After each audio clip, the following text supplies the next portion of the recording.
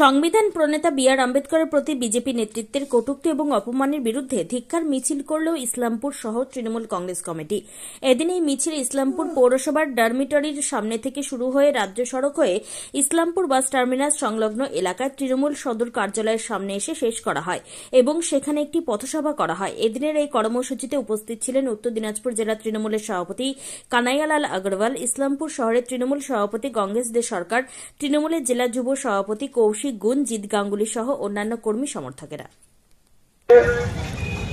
ভারতের স্বরাষ্ট্রমন্ত্রী অমিত শাহ,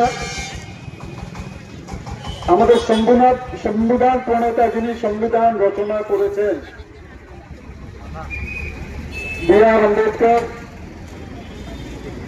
ওনার যেভাবে সংসদে দাঁড়িয়ে উনি অপমান করেছেন, তার প্রতিবাদে আমাদের দলনেত্রী মাননীয় মুখ্যমন্ত্রী মমতা বন্দ্যোপাধ্যায়ের নির্দেশে গোটা রাজ্য জুড়ে আজকের এই সময় এই ধিক্কার মিছিল হচ্ছে। অমিত শাহ যে মন্তব্যটি করেছেন রাজ্যসভায় দাঁড়িয়ে, দেশের সর্বোচ্চ মন্দির, গণতন্ত্রের সর্বোচ্চ মন্দির রাজ্যসভা, আমরা বলি আপার হাউস রাজ্যসভাকে, তারপরে লোকসভা লোয়ার হাউস। রাজ্যসভায় দাঁড়িয়ে যে কথাটি বলেছেন সেটা আপনাদের সামনে তুলে ধরছি। अमित शाह বলেছেন, अभी एक फैशन हो गया है, अभी एक फैशन हो गया है। अम्बेडकर 6 বার अम्बेडकर नाम বলেছেন। তারপরে উনি বলছেন कि अगर इतनी बार भगवान का नाम लिया जाता तो 7 जन्म तक स्वर्ग मिल जाता। जो কত ঘৃণিত কথা। আমাদের দেশ স্বাধীন হয়েছে 15 আগস্ট 1947 সালে। সেদিন কিন্তু আমাদের দেশের কোনো সংবিধান ছিল না। সংবিধান ছাড়া দেশ তো চলতে পারে না। কিছু তো নিয়ম কানুন হবে, যেই যা ইচ্ছা তাই করবে, সেটা তো হতে পারে না। সে যেই হোক না কেন, সবার একটা সীমা আছে, তার ডিউটিজ আছে, তার কর্তব্য আছে, সে তার কি করা উচিত সবগুলো তো এক জায়গায় কোথাও তো থাকবে লিপিবদ্ধ। 1947 সালে 15 আগস্ট যেদিন আমাদের দেশ স্বাধীন হয়, সেদিন দেশের কোনো সংবিধান ছিল না। তখনই দায়িত্ব দেওয়া হলো, তখন ল মিনিস্টার ছিলেন বিধিমন্ত্রী, এই বি.আর. আম্বেদকর বিধি ল মিনিস্টার ছিলেন, ওনাকে দায়িত্ব দেওয়া হলো যে আপনি একটা সংবিধান রচনা করুন, যেই সংবিধানের মধ্যে সবাই থাকবে, সবাই রাইট টু ইকুয়ালিটি, সবার সমান অধিকার থাকবে। কেউ এটা বলতে পারবে না আমি বড়, জাতের জন্য আমি বড়, টাকার জন্য আমি বড়, এই কথা যেন কেউ না বলতে পারে। সেই হিসাবে বি.আর. আম্বেদকর, একটা সংবিধান সমিতির যিনি সভাপতি ছিলেন বি.আর. আম্বেদকর, উনি সংবিধানটা রচনা করেছিলেন।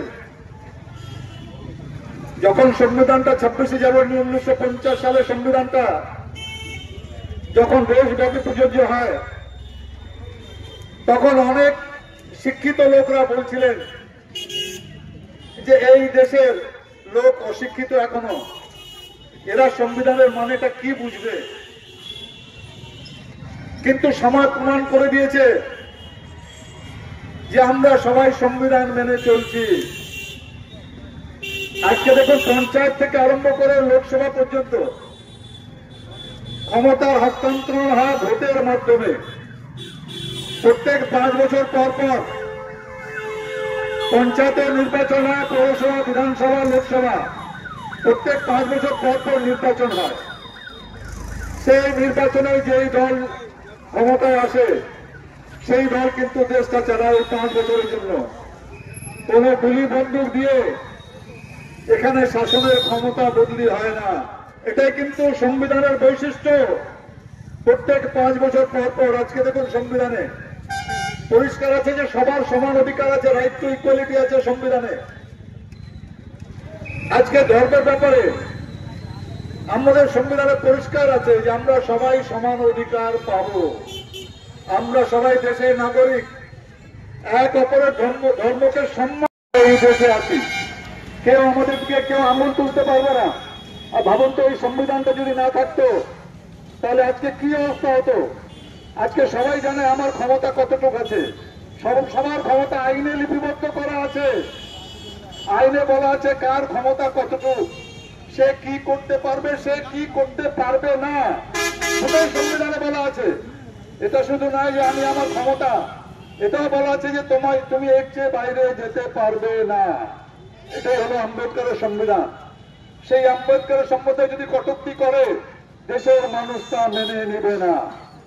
আমি দায়িত্ব নিয়ে বলছি, বিজেপির কোন লোক কিন্তু আমাদের স্বাধীনতা সংগ্রামে দেখা যায়নি। একটা বিজেপির লোক বলতে পারবে না যে আমি স্বাধীনতা সংগ্রামে ছিলাম। যেহেতু স্বাধীনতা তো ওনাদের পাত্তা নাই বলে ওরা কাউকে কোন সংবিধান, যারা স্বাধীনতা সংগ্রামে ছিলেন ওরা এক এক সময় নেহরু পরিবারকেও খুব গালাগালি করেন, খুব আজে বাজে কটূক্তি করেন। আরে ভাই, তখন যখন দেশের স্বাধীনতা সংগ্রাম হচ্ছিল তখন কোথায় ছিলে তোমরা? আজকে ক্ষমতায় আছো, মানুষ মোদী সরকার মোদী সরকার। আরে ভাই, এতবার করে তো মোদী সরকার বলছে, কেন সংসদে দাঁড়িয়ে বলছে না যে কেন এতবার করে মোদীর নামটা নেওয়া হচ্ছে? আজকে আমাদের দেশে একটা সরকার আছে, 2014 একটা সরকার আসছে।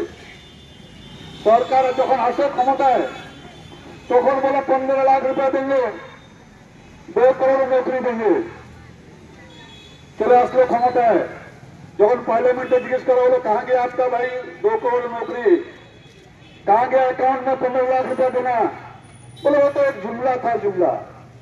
আপনি যদি জুমলাটা গুগলে সার্চ করেন জুমলার মানেটা পরিষ্কার পাওয়া যাবে। জুমলা মানে হলো ভোট নেওয়ার জন্য যেই মিথ্যা কথাগুলি বলা হয় তাকে বলে জুমলা। আর যেই 2019 আসলো, ভোট মানে পুলওয়ামা আর বালাকোট। আরে ভোট মানে পুলওয়ামা আর বালাকোট ছিল না,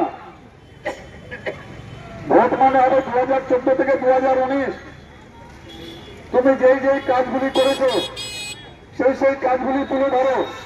আবার 2019-এ ভোটটা চাও, কিন্তু একবারে বলেনি যে 2014 থেকে 2019 আমরা কি করলাম। শুধু ভোট মানে পুলওয়ামা আর বালাকোট।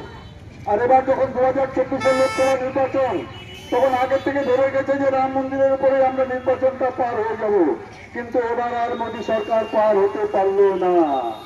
এবার একদিকে নীতিশ কুমার, একদিকে চন্দ্রবাবু নাইডু, এই দুজন যদি না থাকে তাহলে এই সরকার পড়ে যাবে। তারপরে এই সরকারের তার দুঃসাহস কত যে লোকসভায় দাঁড়িয়ে বি.আর. আম্বেদকরের বিরুদ্ধে কথা বলছে। তো আমাদের মুখ্যমন্ত্রী মাননীয় মমতা বন্দ্যোপাধ্যায় তো ক্ষমতায় আসছেন 2011-তে। তার আগেও তো একটা সরকার ছিল, 34টা বছর একটা সরকার ছিল। 34টা বছর সরকার, একটা লোক একটা স্কিমের নাম কেউ বলতে পারবে না, শুধু পার্টিবাজি ছাড়া। বামফ্রন্ট আর কিছু করেনি, খালি পার্টিবাজি পার্টিবাজি। মমতা বন্দ্যোপাধ্যায় সে কয়েকদিন আগেও বাংলার বাড়ি 12 লক্ষ লোককে বাংলার বাড়ি গ্রামীণে 60,000 টাকা করে ব্যাংক অ্যাকাউন্টে দিয়েছে। অনেকবার বলা হয়েছিল কেন্দ্রীয় সরকার যে তোমার একটা আবাস প্রকল্প, কেন্দ্রীয় সরকার 3 বছর পর্যন্ত কোনো টাকা দেয়নি। তা বাধ্য মমতা বন্দ্যোপাধ্যায় বলেছে আমি ডিসেম্বর থেকে বাংলা বাড়ির টাকা দিব, সেই টাকা কিন্তু লোকের অ্যাকাউন্টে ঢুকছে। আজকে রূপশ্রীতে 25,000 টাকা পাচ্ছে, গরিব মায়েরা নিজের মেয়ের বিয়ে দিতে গিয়ে 25,000 টাকা। কন্যাশ্রী প্রকল্প বিশ্বশ্রী হয়েছে, বিশ্বে 1 নম্বর। একটা দেশের একটা অঙ্গরাজ্যের প্রকল্প বিশ্বে 1 নম্বর হয়েছে। তো মমতা বন্দ্যোপাধ্যায় গরিব মানুষের জন্য চিন্তা করেন বলে ক্ষমতায় আছেন। 2021-এ বলেছিলেন, 2021-এ বিধানসভা নির্বাচনের প্রাক্কালে মমতা বন্দ্যোপাধ্যায় বলেছিলেন যে আমি যদি ক্ষমতায় আসি লক্ষ্মীর ভান্ডার দিব। এটা কিন্তু জুমলা হয়নি। মায়েরা যারা লক্ষ্মীর ভান্ডার পাওয়ার যোগ্য তারা সবাই লক্ষ্মীর ভান্ডার পাচ্ছেন। তো আমাদের আজকের দিনে এটাই শপথ নিতে হবে যে আমরা যতদিন পর্যন্ত এই মোদী প্রধানমন্ত্রী থেকে না সরছে, আর যতদিন পর্যন্ত অমিত শাহ স্বরাষ্ট্রমন্ত্রীর পদ থেকে পদত্যাগ না করছেন ততদিন আমরা আন্দোলন চালিয়ে যাব। এই বলে সবাইকে, আজকে যারা এই ধিক্কার মিছিলে যোগদান করেছেন সবাইকে ধন্যবাদ জানিয়ে আমি এই মিছিলে এখানে সমাপ্তি ঘোষণা করছি। সবাইকে অনেক অনেক ধন্যবাদ। তৃণমূল কংগ্রেস জিন্দাবাদ, মমতা বন্দ্যোপাধ্যায় জিন্দাবাদ, অভিষেক বন্দ্যোপাধ্যায় জিন্দাবাদ। বন্দে মাতরম।